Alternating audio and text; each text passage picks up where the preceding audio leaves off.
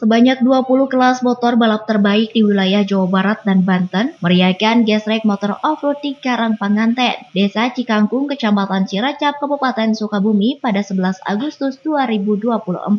Event Gesrek Motor Offroad ini digelar dalam rangka memeriahkan Hari Ulang Tahun Bayangkara ke-78 yang diselenggarakan oleh Polres Sukabumi. Gesrek Motor Offroad ini merupakan event bergengsi yang dimana para pembalap terbaik dari Provinsi Jawa Barat dan Provinsi Banten ikut unjuk kemampuan untuk meraih juara.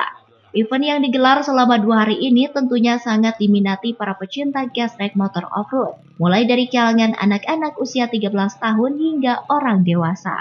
Untuk kegiatan Gesrek di Karangpanganten ini dalam pada wakil ketua di sana ke-78 untuk wakil ketua ini Bapak Emuang ada 234 orang dari berbagai daerah ataupun suatu kehormatan untuk memberikan topi dan pembinaan kepada alhamdulillah juara sampai saat ini FA lokal berjalan dengan aman dan tertib. Dari Kecamatan Ciracap, Kabupaten Sukabumi, Indra Sopyan, Tim Liputan MGS TV melaporkan.